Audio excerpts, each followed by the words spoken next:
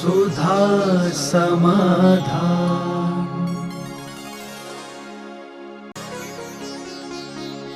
नमोस्तु गुरुदेव। गुरुदेव, आगम अनुसार जैन भूगोल और वर्तमान भूगोल में क्या अंतर है?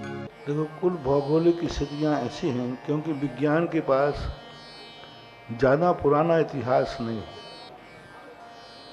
उनके पास ज़्यादा पुरानी कोई संस्कृति नहीं है, कोई संस्कार नहीं है। वो तो नया जो खोजते हैं वही उनके लिए प्रमाण है। विज्ञान के पास कसौटी नहीं है, आविष्कार है, कसौटी नहीं है कि उन्होंने जो खोजा है या वो जो कह रहे हैं वही है, किसी से प्रमाणित कर दे वो, तो कसौटी का विज्ञान के पास अभाव है। इसलिए नया वैज्ञानिक पुराने विज्ञान को सेकंड करता है, गलत भी कर देता है। आज तक जो तुमने खोजा वो गलत है। जैसे पहले एक सूर्य और चंद्रमा बताते थे, अब विज्ञान ही बताने लगे 2 सूर्य 2 चंद्रमा हैं। तो ऐसी स्थिति में उनका नया खोज है, वो खोजने में लगे हैं, और हमारे यहाँ कुछ भी नहीं खोजना। जो जो जा चुका है उससे ज़्यादा कोई खोज ही नहीं सकता। अब रही भौगोलिक स्थितियों में जो अंतर है, अब वो अंतर तो कहीं ना कहीं से कोई ऐसी स्थिति बनी है, या तो कहीं से लिखने में आचार्यों में मतभेद होकर के या विस्मृति के रूप में चला गया, और या विज्ञान उस पॉइंट को नहीं पहुंच पा रहा है जिस पॉइंट में हमारे लिए हम लोग पहुँचे हैं। हमारे यहाँ सूर्य चंद्रमा की जो गति आदि के संबंध में है, अभी विज्ञान को भी हम किस आधार पर माने कि सूर्य गतिमान है और सूर्य स्थिर है और पृथ्वी गतिमान है। सूर्य स्थिर है और पृथ्वी का चक्कर लगाती है सूर्य का। अब इसकी प्रमाणिकता जो विज्ञान दे रहे हैं उनमें वैज्ञानिकों में भी मतभेद हैं। कई वैज्ञानिकों ने पूर्व में इसको गलत सिद्ध करने का प्रयास किया, लेकिन उनको नकार दिया गया। तो अभी तो यही है कि हम विज्ञान को कसौटी नहीं बनाएंगे जैन धर्म की। विज्ञान की दृष्टि में जैन धर्म नहीं, जैन धर्म की दृष्टि में विज्ञान। एक बार किसी ने कहा कि महाराज एक गोष्ठी करें विज्ञान की दृष्टि में जैन धर्म। मैंने कही विज्ञान कसौटी नहीं बन सकता हमारे धर्म की, जैन धर्म की दृष्टि में विज्ञान। तो मैं तो यही मानता हूँ कि विज्ञान वह खोज कर रहा है जो हमारे महावीर ने खोजते हुए छुपा दी थी। खोज ली थी लेकिन उन्होंने छुपा दी। जैसे एक माता पिता कोई चीज़ ऐसी होती है जो खोज लेती है लेकिन बच्चों से छुपा देते हैं कि ये बच्चे को नहीं मिल जाए, ऐसे ही महावीर ने उन चीज़ों को छुपा दिया था अपने सर्वज्ञ ज्ञान से जान करके। उन्होंने अपनी वाणी में नहीं कहा, और वो जो छुपी हुई बातें थीं विज्ञान ने खोज दी। महावीर ने इसलिए नहीं कहा था कि साइड इफेक्ट हो रहा है, फायदा कम है हानि है। विज्ञान ने उन्हीं बातों को दुनिया के बीच में ला के रख दिया। सबसे बड़ा प्रमाण है, हमने अभी कुछ दिन पहले कहा था, 10 गांव में पहले एक वैद्य होता था, और आज एक गांव में 10 डॉक्टर हैं, फिर भी बीमारी बढ़ रही है। सबसे बड़ा सुख है निरोगी काया। विज्ञान ने दवाई बनाई, इसमें मैं कोई संदेह नहीं, बहुत दवाइयाँ बनाई, लेकिन दवाई के साथ साथ बीमारी बढ़ी है कि नहीं? बीमारी क्यों बढ़ रही है? दवाई बनी बहुत अच्छा, दवाइयाँ बहुत खोज ली, एक से एक दवाई खोज ली। आज छोटी सी बीमारी हो जाती है, एक गोली देते हैं, ठीक हो जाता है, मैं उसकी प्रशंसा करता हूँ। लेकिन आज बीमारियों की संख्या क्यों बढ़ रही है? बीमार लोगों की संख्या क्यों बढ़ रही है? और एक बीमारी देखो कितनी बढ़ गई। कैंसर भी पहले भी होते होंगे लेकिन कितने कम थे। आज कैंसर देखो, थोड़ा सा कुछ हुआ उसको कैंसर हो गया। तो ये बीमारी बढ़ने का कारण क्या? स्वयं विज्ञान है। विज्ञान एक ऐसी चीज बन गया है, एक विज्ञान व्यापार बन गया है। इधर बीमार करो, दवाई बेचो। दवाई बेचना है, पैसा कमाना है, बीमार करेगा पहले। अब जितने चीज़ों में आज जो आविष्कार किए, सब्जियों में, गेहूं में, सब चीज़ों में केमिकल डल रहे, ये किसकी खोज है? आज सब्जियों में इंजेक्शन है, ये सब किसकी खोज है? विज्ञान की। अब इधर वो सब्जियों को गंदा कर रहे हैं, खाने की चीज़ें गंदा कर, उधर बीमार पड़ेंगे, देखो मैंने इस फलानी बीमारी की दवाई खोज ली। अरे दवाई कहाँ खोज ली, पहले तो बीमार कर दिया। तो विज्ञान जितने आविष्कार कर रहा है हमें बहुत सुहावने लग रहे हैं, टीवी, मोबाइल, ये सब चीज़ें बहुत अच्छी लग रही हैं, लेकिन कल जाकर के जिनका साइड इफेक्ट हो रहा है, होने वाला है, उससे हम एक मत नहीं हैं। और भौगोलिक जहाँ तक दृष्टि है, इनमें हम भी ये कह सकते हैं कि मतभेद हो सकता है, क्योंकि हमारे भगवानों ने कोई लिखित में कोई प्रमाण नहीं छोड़ा, उन्होंने उसको सुना दिया। अब सुनने में आधा भूल गए, कुछ गलत भी सुन लिया, कुछ उसका अर्थ भी गलत लगा लिया, ये सारी संभावनाएं हैं। उन्हीं संभावना के कारण से आज मतभेद बन रहे हैं। तो ये मतभेद होना अलग चीज़ है और विज्ञान को सही कहना अलग चीज़ है। मैं अपने धर्म में मतभेद मानता हूँ, लेकिन विज्ञान सही है यह अभी मैं मानने को तैयार नहीं हूँ। आपको सबसे बड़ा एक ही है कि आप जब उस मार्ग पे गए हैं तो जैन शास्त्रों का स्वाध्याय करें, और वो शास्त्र हैं भौगोलिक, जैसे अभी बताया त्रिलोकसार, त्रिलोक परिणति, इनके अध्ययन करने से तुम ज़्यादा पकड़ सकोगे आज के वैज्ञानिक परिप्रेक्ष्य में कि विज्ञान कहाँ चूक रहा है और जैन धर्म क्या कहना चाहता है। क्या विज्ञान जिस चीज़ को गलत कह रहा है वह सही तो नहीं है, अर्थ गलत निकाला जा रहा है। कभी अर्थ गलत निकालने से भी फर्क पड़ जाता है। तो आपको त्रिलोक परिणति और त्रिलोकसार, ये दो ग्रंथ जरूर पढ़ना चाहिए। और एक एलसी जैन हुए हैं, उन्होंने गणित पे बहुत बड़ा काम किया है, बहुत अच्छे वैज्ञानिक ही थे, वो जबलपुर के थे। उन्होंने गणित के ऊपर, जैन भूगोल के ऊपर और वैज्ञानिक ढंग से उन्होंने बहुत कुछ लिखा है। यदि आपको वो जैन भूगोल एलसी जैन का कहीं प्राप्त हो जाए, इंग्लिश में है और बहुत अच्छा लगा, उन्होंने बड़ी मेहनत की है और वो इसी में लगे रहे कि हम जैन दर्शन को और विज्ञान को कहाँ सामंजस्य बैठा पाएँ। तो उन्होंने ऐसे ऐसे रहस्य दिए हैं जहाँ हम कह रहे थे कि ये अलग अलग है, पर उन्होंने कहा नहीं, दोनों एक ही हैं। तो वो एलसी जैन का साहित्य आपको मिल जाए, जबलपुर से पता करना पड़ेगा कहाँ से उपलब्ध हो सकता है, मिल सकता है, प्रकाशित हुआ है। और वो ना मिले तो ओरिजिनल जो त्रिलोक परिणति, त्रिलोकसार हैं, ये दोनों ग्रंथों आपके पास रहना ही चाहिए। जब समय मिले तब एक पन्ना पढ़ लिया, धीरे धीरे पढ़ लिया, समय कम मिला तो, पर ये दो ग्रंथ आपके पास जरूर रखो, त्रिलोक परिणति और त्रिलोकसार, क्योंकि इसमें ही जैन भूगोल भरा पड़ा है। नमोस्तु गुरुदेव, अस्पताल में रिसर्च के लिए देहदान कर सकते हैं? देखो, अब इसमें अपन मार्ग नहीं बना सकते, इसको हम घोषणा नहीं कर सकते कि सही है। लोग फिर देहदान काट के देने लग जाए, तो इसलिए ये निषेध भी नहीं करना, क्योंकि इससे उपकार बहुत है, बहुत लोगों के काम आने लगे, इसलिए इसको मना तो कर नहीं सकते, लेकिन इसको धार्मिक रूप नहीं दे सकते। ये कहलाता है सहयोग। सहयोग में और दान में अंतर होता है। दान शब्द कह दिया, देने का नाम हमारे यहाँ दान नहीं है, इसलिए इसको दान की कोटि में न रख करके ये सहयोग की दृष्टि से देने में कोई बाधा नहीं।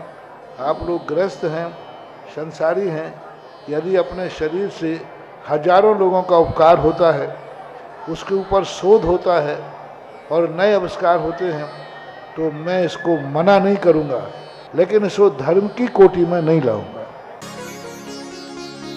नमोस्तु गुरुदेव, भक्ति कलश या सर्वोदय कलश को किस विधि से घर ले जाएं जिससे अधिक पुण्य का संचय हो? भक्ति कलश हो, कोई भी कलश हो, बड़े कलश है, अपने जितने गाजे बाजे के साथ, जितने उत्साह के साथ आप ले जाएं, वह सगुन है। घर पे जाकर के आप लोग जो भी दीप जला करके उस कलश के लिए आप नजराना, आरती नहीं कहूँगा, नजराना बोलते, नजर जैसे आप बताते हैं, तो आप दीपक का सगुन कर सकते हैं और रंगे हुए चावल अथवा पुष्प लेकर के और उसके कलश को छेपड़ करके अपने दरवाजे पर सारे परिवार के लोग आकर के उस कलश को स्वागत करें और ले जा कर के जो आपका योग पूजा का स्थान हो, जो भी योग आला आदि में, वहाँ विराजमान करें।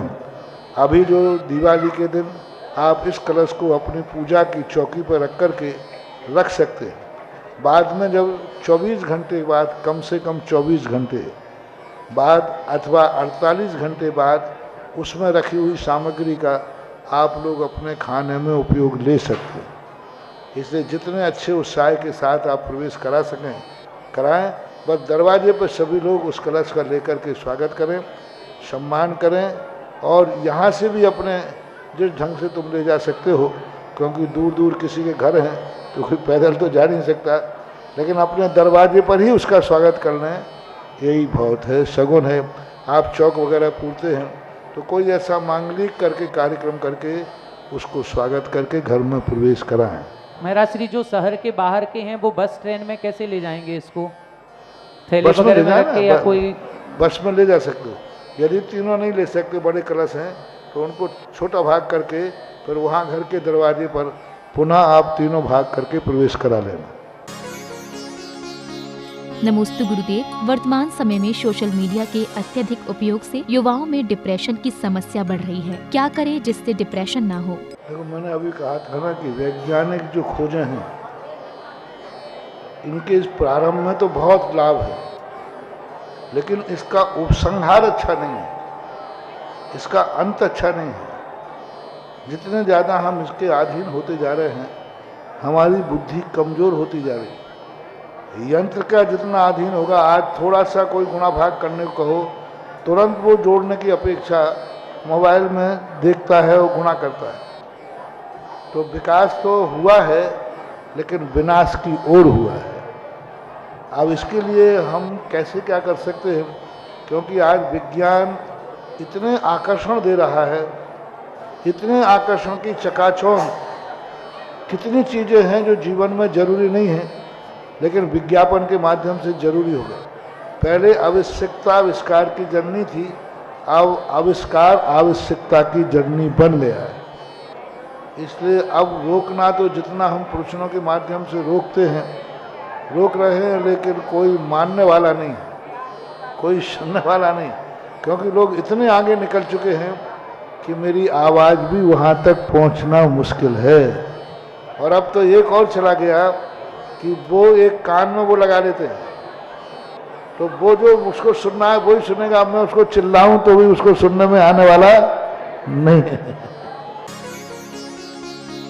नमोस्तु गुरुदेव। गुरुदेव, गृहस्थ जीवन को सुखद रूप से कैसे व्यतीत करें जिससे हम धर्म मार्ग पर सदैव अग्रसर रहें? First impression is last impression.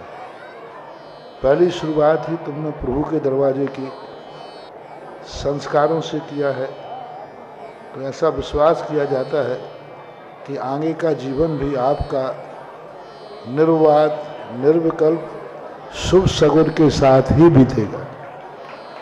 क्योंकि जब भगवान की साक्षी ही हमने मान करके उपाय किया है, तो अच्छे संस्कार तुम्हारे जीवन में बने रहें और ये तुम्हारा प्रारंभिक गृहस्थ जीवन एक शुभ सगुन से शुरू हो। इसलिए चक्रवर्ती विवाह आप लोगों के सामने रखा, क्योंकि चक्रवर्ती ने भी अपने जीवन में इसी तरीके से विवाह किए। शास्त्रों में जो विधि बताई है, इसलिए मेरा आशीर्वाद है अपने बाह्यिक वातावरण से, बुरी संगतियों से, आज के भौतिक वातावरण विज्ञापनों से अपने आप को बचा के रखो, सब सही होता जाएगा। नमोस्तु गुरुदेव। ज्योतिषी देव मध्य लोक में या उधर लोक में और सूर्य, चंद्र एवं तारागण दृष्टि गोचर होते हैं, लेकिन ग्रह नक्षत्र क्यों नहीं दिखाई देते? जो मध्यलोक का स्थान माना गया है 1,00,000 राजू 1,00,000 योजन प्रमाण माना गया है, इतना मेरु पर्वत।